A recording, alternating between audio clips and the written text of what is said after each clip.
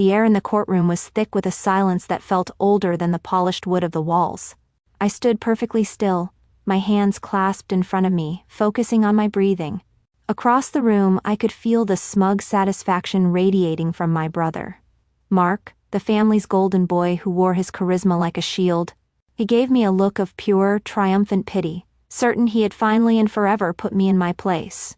He was watching me, but my attention was fixed on the judge, a stern-looking man, in his 60s who was slowly closing a thick file stamped with bold, red ink. His eyes, as cold and hard as granite, lifted from the page. He didn't look at me. His gaze settled directly on Mark, and his voice cut through the suffocating silence, a low, dangerous command. "Federal marshals," he ordered, "secure the chamber. Mr. Jensen is under arrest." Mark's victorious smile didn't just fade, it shattered, leaving behind a slack-jawed, hollow-eyed shock that was utterly silent. But that moment of reckoning, it didn't start there. It started 2 months earlier in this very same room, during the first probate hearing for our late father's estate. The will was a labyrinth of offshore investments and a complex family holding company, a world my brother claimed as his domain. He stood before the judge, a master of the stage, arguing passionately to be named the sole executor. Then he gestured towards me, a flick of the wrist, a complete dismissal. "Your Honor," he began, his voice dripping with a practiced, false concern. "My sister is a low-level archivist for the government, a paper pusher." I stood there, silent, as he painted his masterpiece of my insignificance. It was the same portrait he'd shown our family for years. Anna, the quiet one, the boring one, the one who just didn't understand the real world of risk and reward. In his words, I saw a montage of 1,000 forgotten achievements, 100 conversations where my opinion was politely ignored.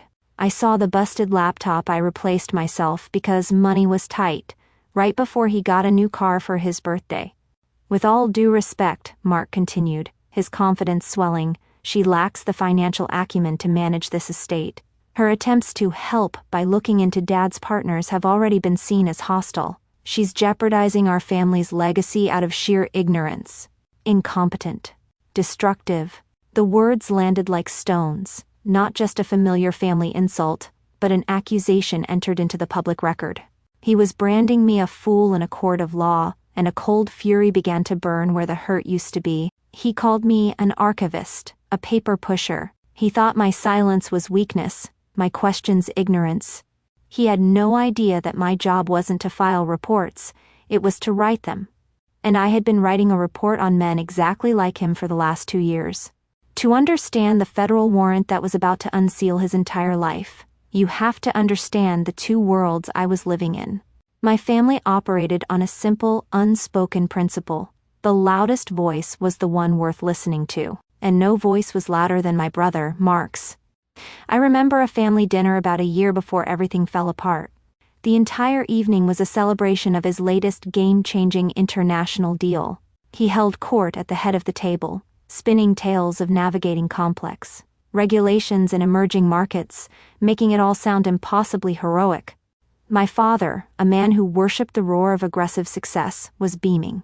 He raised his glass, the crystal ringing with authority. "To Mark," he announced, his voice thick with pride, "my true heir. A shark in a world of minnows." The words slid past me, familiar and sharp. A true heir. And what was I? A footnote. As Mark went on about his mysterious high-powered investors, a cold knot formed in my stomach. The jurisdictions he was naming, they were red flags, sirens wailing in the quiet corridors of my mind.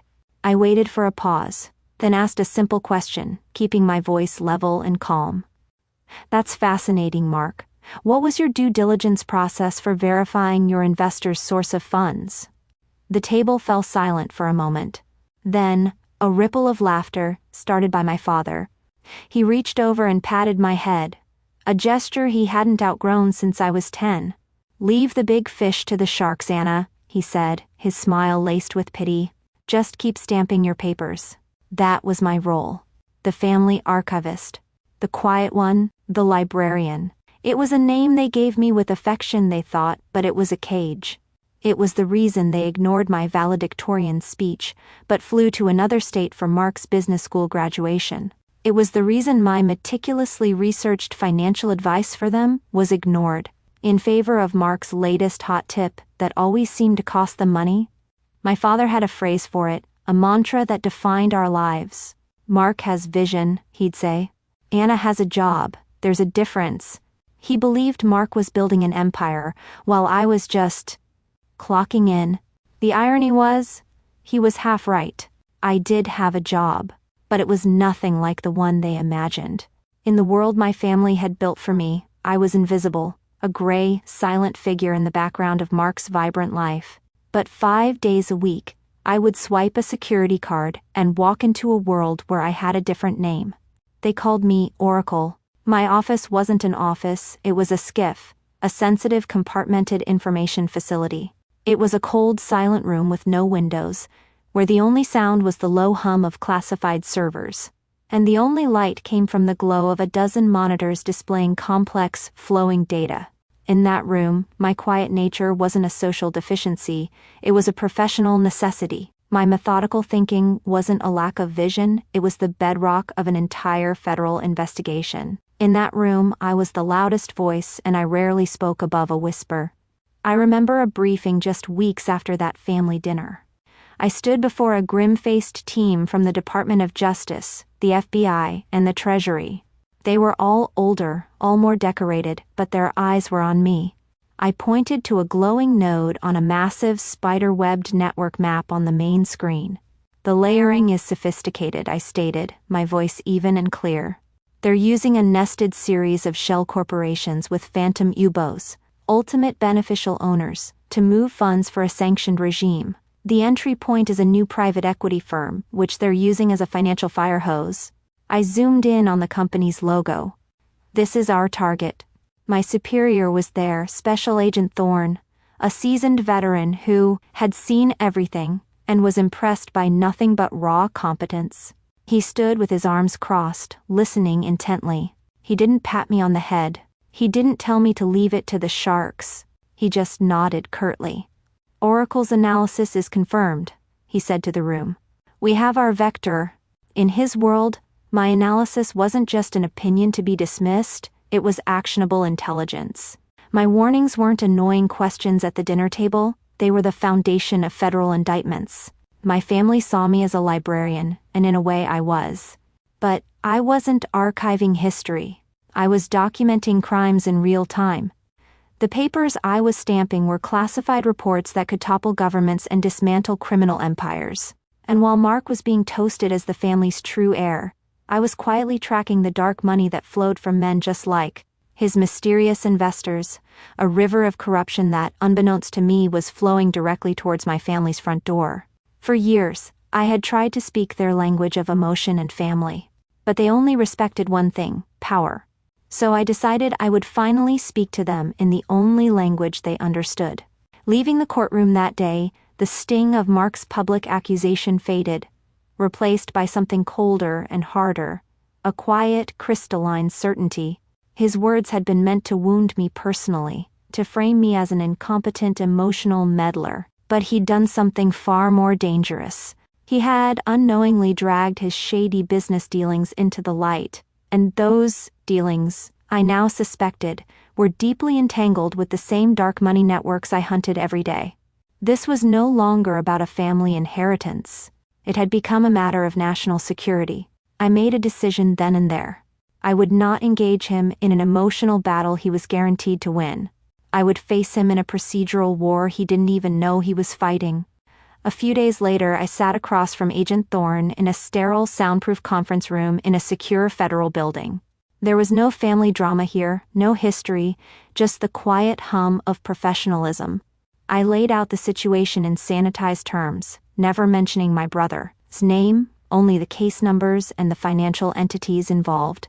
I explained that a civil probate case had, by a terrible coincidence, intersected with key targets from Operation Iron Weaver.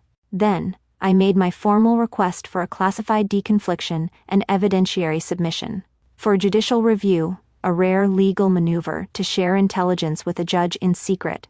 Thorne, a man who trusted verifiable facts over any story, listened without interruption. He saw the logic, the cold necessity of the move. He didn't need to know the personal details, my record was enough. He simply nodded. I'll get the ball rolling with the U.S. Attorney. The machinery I set in motion was vast and invisible. While requests moved through layers of legal and agency approval, each one stamped and authorized in silent, secure offices, the only ripple in the public world was a single, simple motion filed by my lawyer in the probate case. It requested a temporary stay, pending the submission of a sealed, third-party evidentiary file for the judge's private review. It was the quietest move I had ever made, and it was the deadliest. I heard later that when Mark and his lawyer saw the motion, they actually laughed out loud. They saw it as a pathetic, desperate bluff. A stalling tactic from the librarian who was clearly out of her depth and just trying to be difficult. They had no possible concept of what kind of file was coming or from where. Mark thought I was playing checkers. He never even knew the real game was on the board. He thought the most powerful person in the room was the one who shouted the loudest. He was about to learn that true power is the one who signs the document that seals the room shut.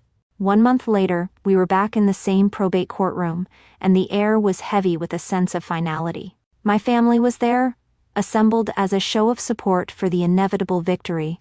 My mother, a woman who believed that ignoring a problem was the same as solving it, gave me a weak, pleading smile, as if hoping I would just give in and make all this unpleasantness go away. And then there was Mark. He was practically vibrating with impatience, tapping his expensive pen on the table, whispering jokes to his lawyer.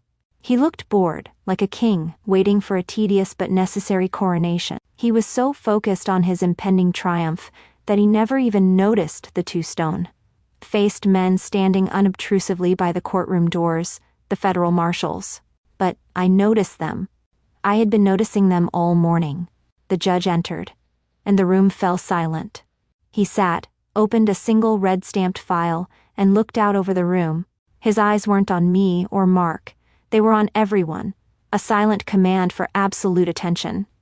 I have reviewed the sealed submission, he began, his voice devoid of any emotion. It comes from the Department of the Treasury's Financial Crimes Enforcement Network. It pertains to a multi-year federal investigation codenamed Operation Iron Weaver. I saw a flicker of confusion cross Mark's face. The name meant nothing to him. It was a ghost from a world he didn't know existed. The judge continued, speaking in the sanitized, chilling language of official reports. He spoke of a complex international network designed to launder money for sanctioned entities, using a series of private investment firms as a firewall. With every sentence the judge uttered, another layer of Mark's game-changing business deals was peeled back, revealing the rot underneath.